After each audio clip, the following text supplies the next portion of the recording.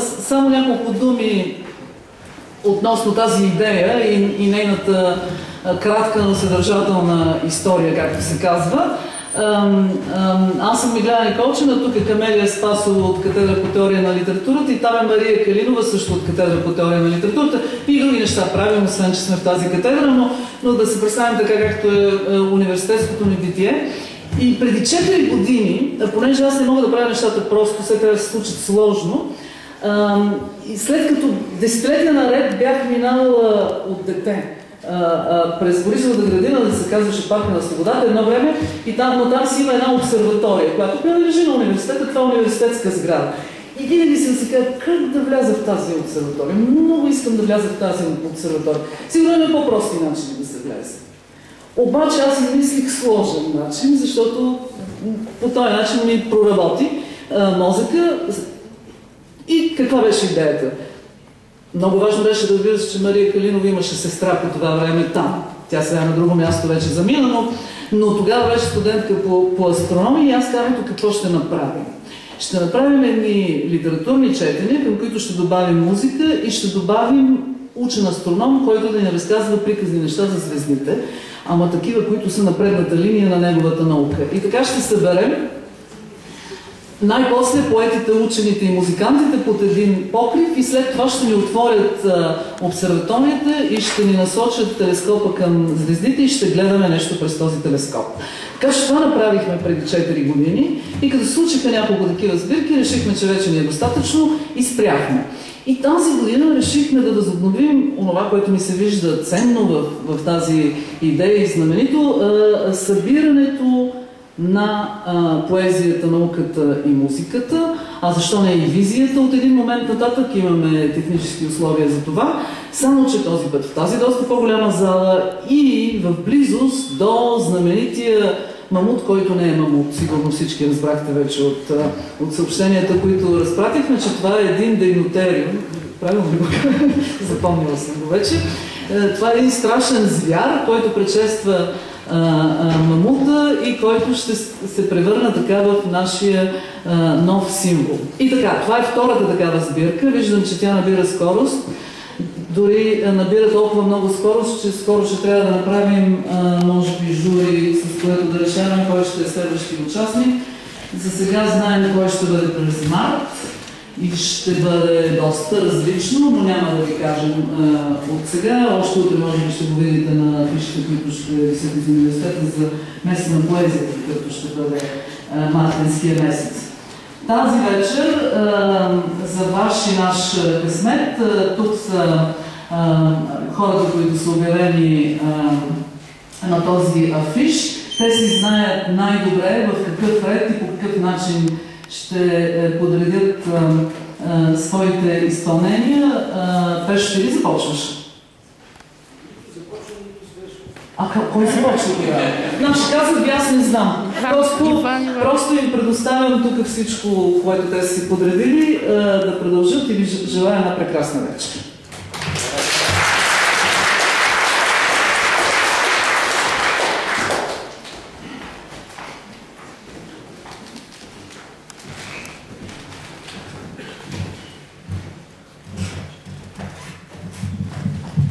Здравейте!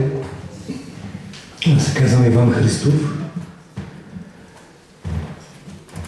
поет, музикант, учен, човек, не, робот и човек преди всичко. Искам първо да благодаря на организаторите Миглена Николчина, Камелия Спасова и Мария Калинова за поканата и да ви благодаря на всички вас за това, че сте тук тази вечер. Аз съм подготвил за вас стихотворения от мои 3 книги, мои 3 проекта. Двата от тях, двете книги са издадени, а последната в момента се пише и все още не е издадена. А така също, обикновено на поетическо четене поета чете и след това малко музикант свири, А в моя случай аз съм решил и да свиря и да чета. Мисля, че така и връзката между поезията и музиката ще бъде по-силна.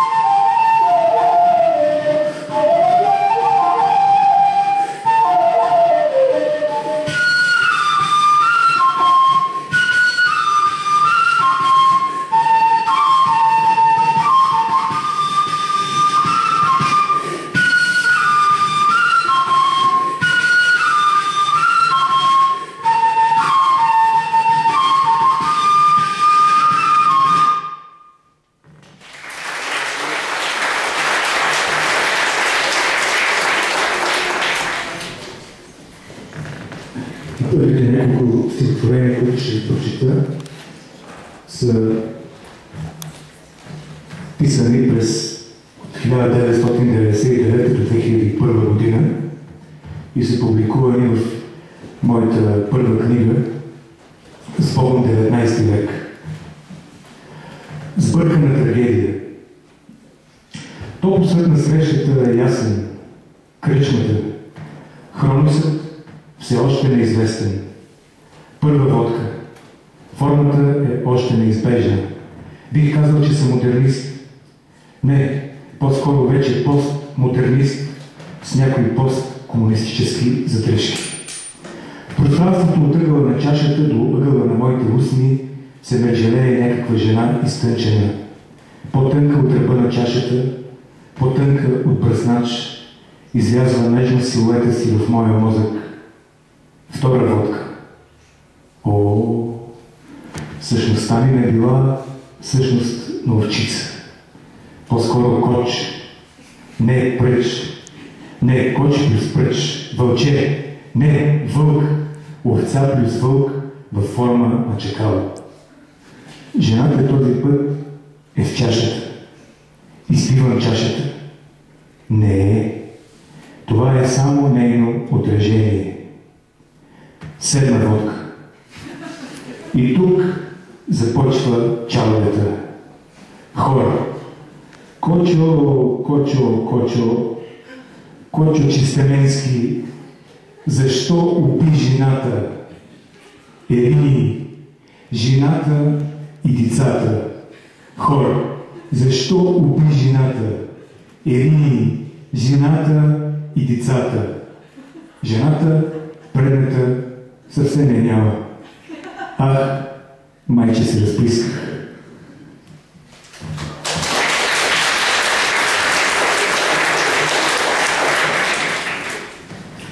Следващото стихотворение е едноименно с книгата и се казва Сбогом 19 век. Празнично. Чашите са пълни с вино, огънят в камината гори, даже печеното им прасенце се усмихва лъчезарно и тържествено.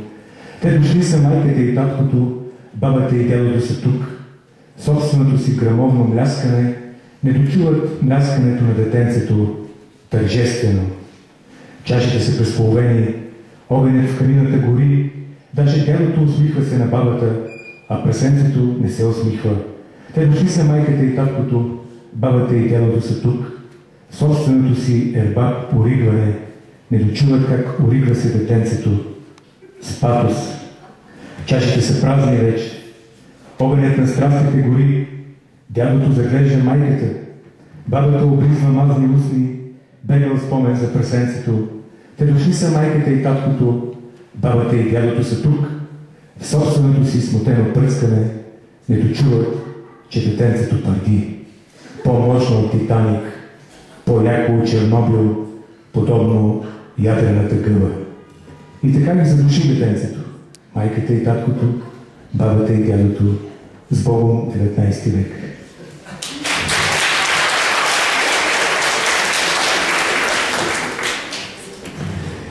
И последното стихотворение от тази книга, всъщност и книгата завършва така, се казва автобиографично. Аз хитах се от град на град, от книга в книга, от сърце в сърце. Родиха ме едни, възпитаха ме други, трети ме убиха. И всеки път, щом глеждам се във вещи и в хора, и не познавам никого и нищо, мисля си, навярно пак време някакво е свършило и трябва всичко да започна от начало.